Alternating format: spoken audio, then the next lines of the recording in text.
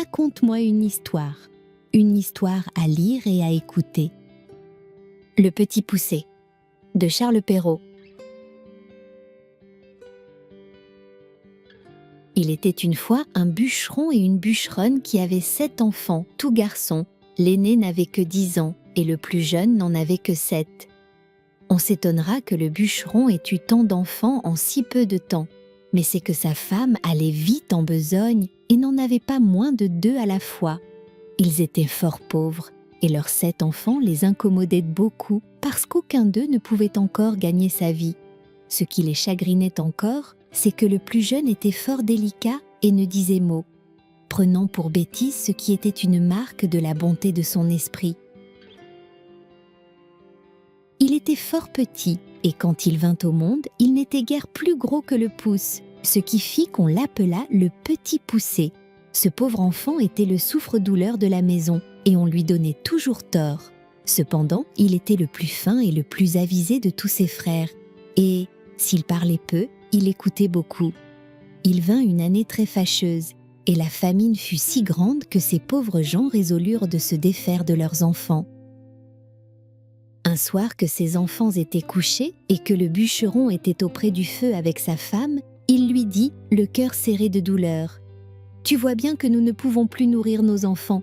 Je ne saurais les voir mourir de faim devant mes yeux et je suis résolu de les mener perdre demain au bois, ce qui sera bien aisé, car, tandis qu'ils s'amuseront à fagoter, nous n'avons qu'à nous enfuir sans qu'ils nous voient. »« Ah !» s'écria la bûcheronne, « pourrais-tu toi-même mener perdre tes enfants ?» Son mari avait beau lui représenter leur grande pauvreté, elle ne pouvait y consentir. Elle était pauvre, mais elle était leur mère. Cependant, ayant considéré quelle douleur ce lui serait de les voir mourir de faim, elle y consentit et alla se coucher en pleurant. Le Petit Poucet ouït tout ce qu'ils dirent, car ayant entendu, de dedans son lit, qu'ils parlaient d'affaires, il s'était levé doucement et s'était glissé sous l'escabelle de son père, pour les écouter sans être vu. Il alla se recoucher et ne dormit point du reste de la nuit, songeant à ce qu'il avait à faire. Il se leva de bon matin et alla au bord d'un ruisseau où il emplit ses poches de petits cailloux blancs et ensuite revint à la maison. On partit et le Petit Poucet ne découvrit rien de tout ce qu'il savait à ses frères. Ils allèrent dans une forêt fort épaisse où à 10 pas de distance, on ne se voyait pas l'un l'autre. Le bûcheron se mit à couper du bois et ses enfants à ramasser des broutilles pour faire des fagots. Le père et la mère, les voyant occupés à travailler, s'éloignèrent d'eux insensiblement et puis s'enfuirent tout à coup par un petit sentier détourné. Lorsque ces enfants se virent seuls, ils se mirent à crier et à pleurer de toute leur force. Le Petit Poucet les laissait crier, sachant bien par où ils reviendraient à la maison, car en marchant, il avait laissé tomber le long du chemin les petits cailloux blancs qu'il avait dans ses poches. Il leur dit donc « Ne craignez point, mes frères. Mon père et ma mère nous ont laissés ici, mais je vous ramènerai bien au logis. Suivez-moi seulement. » Ils le suivirent et il les mena jusqu'à leur maison par le même chemin qu'ils étaient venus dans la forêt. Ils n'osèrent d'abord entrer, mais ils se mirent tous contre la porte pour écouter ce que disaient leur père et leur mère. Dans le moment que le bûcheron et la bûcheronne arrivèrent chez eux, le seigneur du village leur envoya 10 écus qu'il leur devait il y avait longtemps et dont ils n'espéraient plus rien.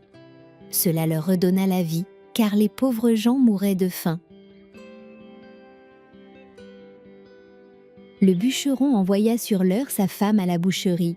Comme il y avait longtemps qu'elle n'avait mangé, elle acheta 3 fois plus de viande qu'il n'en fallait pour le souper de 2 personnes. Lorsqu'ils furent rassasiés, la bûcheronne dit « Hélas, où sont maintenant nos pauvres enfants? Ils feraient bonne chère de ce qui nous reste là.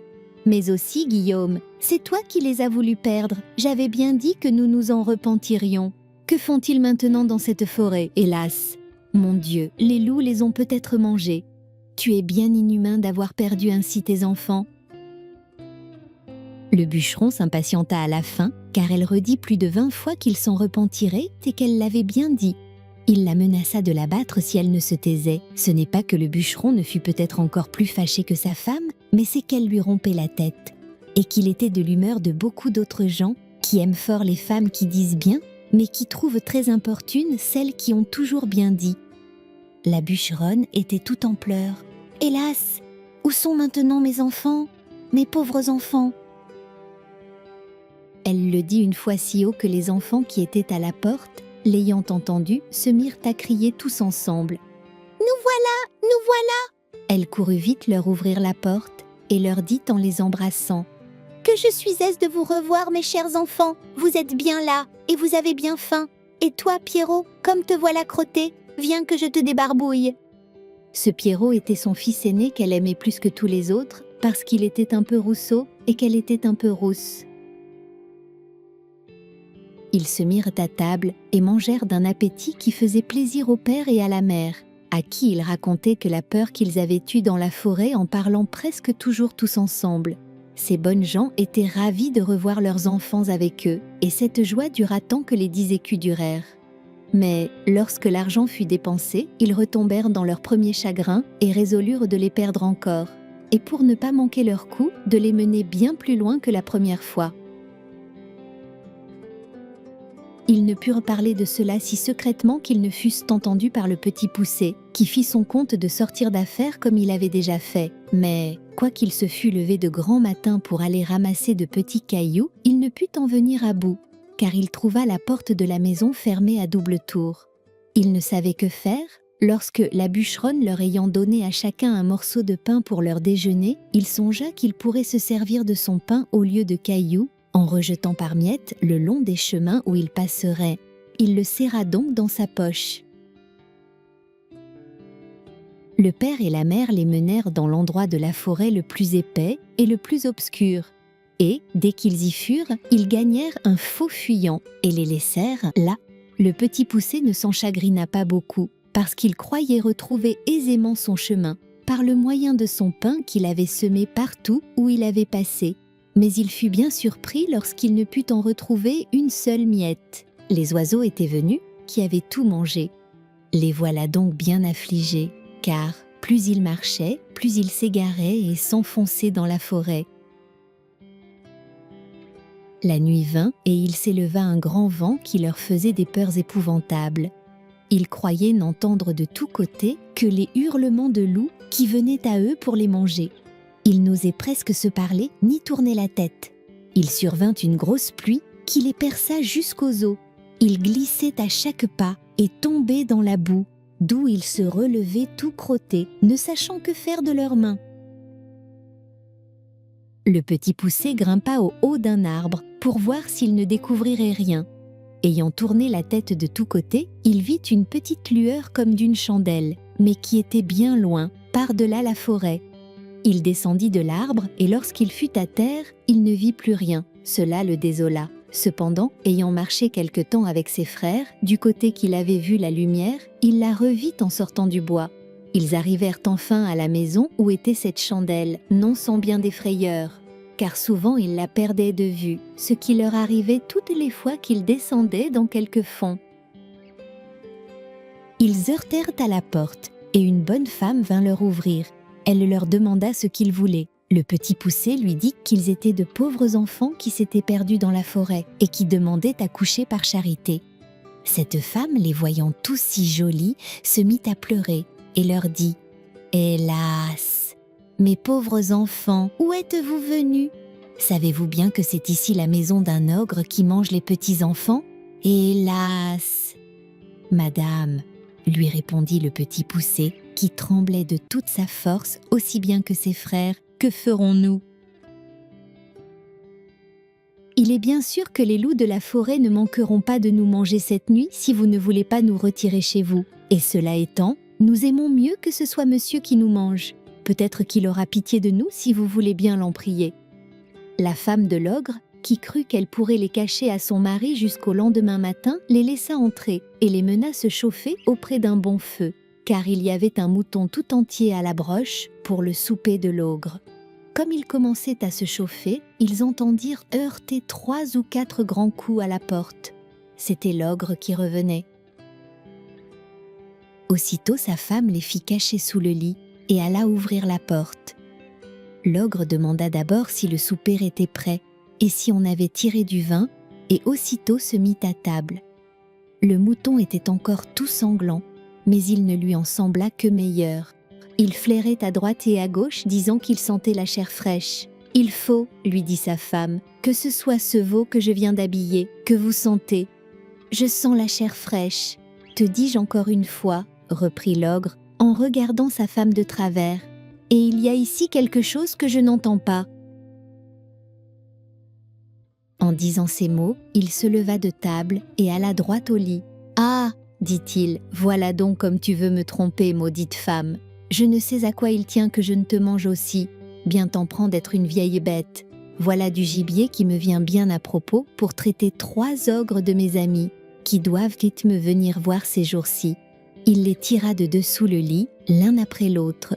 Ces pauvres enfants se mirent à genoux en lui demandant pardon. Mais ils avaient affaire au plus cruel de tous les ogres, qui, bien loin d'avoir de la pitié, les dévorait déjà des yeux, et disait à sa femme que ce serait là de friands morceaux lorsqu'elle leur aurait fait une bonne sauce. Il alla prendre un grand couteau et en approchant de ces pauvres enfants, il l'aiguisait sur une longue pierre qu'il tenait à sa main gauche. Il en avait déjà empoigné un lorsque sa femme lui dit « Que voulez-vous faire à l'heure qu'il est ? N'aurez-vous pas assez de temps demain ? » « Tais-toi, reprit l'ogre, ils en seront plus mortifiés. Mais vous avez encore là tant de viande, reprit sa femme. Voilà un veau, 2 moutons et la moitié d'un cochon. Et tu as raison, dit l'ogre. Donne-leur bien à souper afin qu'ils ne maigrissent pas et va les mener coucher. La bonne femme fut ravie de joie et leur porta bien à souper, mais ils ne purent manger tant ils étaient saisis de peur. Pour l'ogre, il se remit à boire, ravi d'avoir de quoi si bien régaler ses amis. Il but une 12aine de coups de plus qu'à l'ordinaire, ce qui lui donna un peu dans la tête et l'obligea de s'aller coucher. L'ogre avait 7 filles qui n'étaient encore que des enfants. Ces petites ogresses avaient toutes le teint fort beau parce qu'elles mangeaient de la chair fraîche, comme leur père. Mais elles avaient de petits yeux gris et tout ronds, le nez crochu et une fort grande bouche avec de longues dents fort aiguës et fort éloignées l'une de l'autre. Elles n'étaient pas encore fort méchantes, mais elles promettaient beaucoup, car elles mordaient déjà les petits-enfants pour en sucer le sang. On les avait fait coucher de bonne heure, et elles étaient toutes 7 dans un grand lit, ayant chacune une couronne d'or sur la tête. Il y avait dans la même chambre un autre lit de la même grandeur. Ce fut dans ce lit que la femme de l'ogre mit coucher les 7 petits garçons, après quoi elle s'alla coucher auprès de son mari. Le petit poucet, qui avait remarqué que les filles de l'ogre avaient des couronnes d'or sur la tête, et qui craignait qu'il ne prît à l'ogre quelque remords de ne les avoir pas égorgées dès le soir même, se leva vers le milieu de la nuit et prenant les bonnets de ses frères et le sien, il alla tout doucement les mettre sur la tête des 7 filles de l'ogre, après leur avoir ôté leur couronne d'or, qu'il mit sur la tête de ses frères et sur la sienne afin que l'ogre les prît pour ses filles et ses filles pour les garçons qu'il voulait égorger. La chose réussit comme il l'avait pensé, car l'ogre, s'étant éveillé sur le minuit, eut regret d'avoir différé au lendemain ce qu'il pouvait exécuter la veille.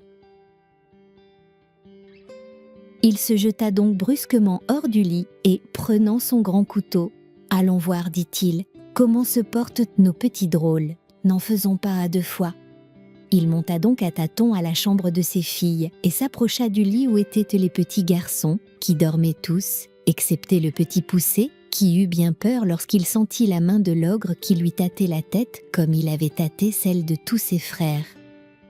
L'ogre, qui sentit les couronnes d'or, « Vraiment, dit-il, j'allais faire là un bel ouvrage, je vois bien que je bus trop hier au soir. » Il alla ensuite au lit de ses filles, où ayant senti les petits bonnets des garçons, « Ah, les voilà, dit-il, nos gaillards, travaillons hardiment. » En disant ces mots, il coupa, sans balancer, la gorge à ses 7 filles. Fort content de cette expédition, il alla se recoucher auprès de sa femme. Aussitôt que le petit poucet entendit ronfler l'ogre, il réveilla ses frères et leur dit de s'habiller promptement et de le suivre. Ils descendirent doucement dans le jardin et sautèrent par-dessus les murailles. Ils coururent presque toute la nuit, toujours en tremblant et sans savoir où ils allaient. L'ogre, s'étant éveillé, dit à sa femme « Va-t'en là-haut habiller ces petits drôles d'hier au soir ». L'ogresse fut fort étonnée de la bonté de son mari, ne se doutant point de la manière qu'il entendait qu'elle les habillât, et croyant qu'il lui ordonnait de les aller vêtir, elle monta en haut où elle fut bien surprise lorsqu'elle aperçut ses 7 filles égorgées et nageant dans leur sang. Elle commença par s'évanouir, car c'est le premier expédient que trouvent presque toutes les femmes en pareille rencontre. L'ogre, craignant que sa femme ne fût trop longtemps à faire la besogne dont il l'avait chargée, monta en haut pour lui aider. Il ne fut pas moins étonné que sa femme lorsqu'il vit cet affreux spectacle. « Ah, qu'ai-je fait là ?» s'écria-t-il. « Ils me le payeront, les malheureux, et tout à l'heure !» Il jeta aussitôt une potée d'eau dans le nez de sa femme, et l'ayant fait revenir, « Donne-moi vite mes bottes de 7 lieues, lui dit-il, afin que j'aille les attraper. » Il se mit en campagne, et après avoir couru bien loin de tous les côtés, enfin il entra dans le chemin où marchaient ces pauvres enfants, qui n'étaient plus qu'à 100 pas du logis de leur père. Ils virent l'ogre qui allait de montagne en montagne, et qui traversait des rivières aussi aisément qu'il aurait fait le moindre ruisseau. Le petit poucet qui vit un rocher creux proche le lieu où ils étaient, y fit cacher ses 6 frères, et s'y fourra aussi, regardant toujours ce que l'ogre deviendrait. L'ogre, qui se trouvait fort las du long chemin qu'il avait fait inutilement, car les bottes de 7 lieues fatiguent fort leur homme, voulut se reposer, et par hasard, il alla s'asseoir sur la roche où les petits garçons s'étaient cachés. Comme il n'en pouvait plus de fatigue, il s'endormit après s'être reposé quelque temps, et vint à ronfler si effroyablement que les pauvres enfants n'eurent pas moins de peur que quand il tenait son grand couteau pour leur couper la gorge. Le petit poucet en eut moins de peur et dit à ses frères de s'enfuir promptement à la maison pendant que l'ogre dormait bien fort et qu'ils ne se missent point en peine de lui. Ils crurent son conseil et gagnèrent vite la maison. Le petit poucet, s'étant approché de l'ogre, lui tira doucement ses bottes et les mit aussitôt. Les bottes n'étaient pas grandes et fort larges, mais comme elles étaient faites, elles avaient lourd le don de s'agrandir et de se rapetisser selon la jambe de celui qui les chaussait, de sorte qu'elles se trouvèrent aussi justes à ses pieds et à ses jambes que si elles eussent été faites pour lui. Il alla droit à la maison de l'ogre, où il trouva sa femme qui pleurait auprès de ses filles égorgées. « Votre mari, lui dit le petit poucet, est en grand danger, car il a été pris par une troupe de voleurs qui ont juré de le tuer s'il ne leur donne tout son or et tout son argent. Dans le moment qu'il lui tenait le poignard sur la gorge, il m'a aperçu et m'a prié de vous venir avertir de l'état où il est et de vous dire de me donner tout ce qu'il a de vaillant, sans en rien retenir, parce qu'autrement ils le tueront sans miséricorde. Comme la chose presse beaucoup, il a voulu que je prisse ses bottes de 7 lieues, que voilà, pour faire diligence, et aussi afin que vous ne croyiez pas que je sois un affronteur. » La bonne femme, fort effrayée, lui donna aussitôt tout ce qu'elle avait, car cet ogre ne laissait pas d'être fort bon mari, quoiqu'il mangeât les petits-enfants. Le petit poucet, étant donc chargé de toutes les richesses de l'ogre, s'en revint au logis de son père, où il fut reçu avec bien de la joie. Il y a bien des gens qui ne demeurent pas d'accord de cette dernière circonstance, et qui prétendent que le petit poucet n'a jamais fait ce vol à l'ogre, qu'à la vérité il n'avait pas fait conscience de lui prendre ses bottes de 7 lieues, parce qu'il ne s'en servait que pour courir après les petits-enfants. Ces gens-là assurent le savoir de bonne part, et même pour avoir bu et mangé dans la maison du bûcheron. Ils assurent que lorsque le petit poucet eut chaussé les bottes de l'ogre, il s'en alla à la cour, où il savait qu'on était fort en peine d'une armée qui était à 200 lieues de là, et du succès d'une bataille qu'on avait donnée. Il alla, disent-ils, trouver le roi, et lui dit que, s'il le souhaitait, il lui rapporterait des nouvelles de l'armée avant la fin du jour. Le roi lui promit une grosse somme d'argent s'il en venait à bout. Le petit poucet rapporta des nouvelles, dès le soir même, et cette première course l'ayant fait connaître, il gagnait tout ce qu'il voulait, car le roi le payait parfaitement bien pour porter ses ordres à l'armée, et une infinité de demoiselles lui donnaient tout ce qu'il voulait pour avoir des nouvelles de leur fiancé, et ce fut là son plus grand gain. Il Il se trouvait quelques femmes qui le chargeaient de lettres pour leur mari, mais elles le payaient si mal, et cela allait à si peu de choses qu'il ne daignait mettre en ligne de compte ce qu'il gagnait de ce côté-là. Après avoir fait pendant quelque temps le métier de courrier et y avoir amassé beaucoup de biens, il revint chez son père, où il n'est pas possible d'imaginer la joie qu'on eut de le revoir. Il mit toute sa famille à son aise. Il acheta des offices de nouvelles créations pour son père et pour ses frères. Et par là il les établit tous, et fit parfaitement bien sa cour en même temps. On ne s'afflige point d'avoir beaucoup d'enfants quand ils sont tous beaux, bien faits et bien grands, et d'un extérieur qui brille. Mais si l'un d'eux est faible ou ne dit mot, on le méprise, on le raille, on le pille. Quelquefois cependant, c'est ce petit marmot qui fera le bonheur de toute la famille,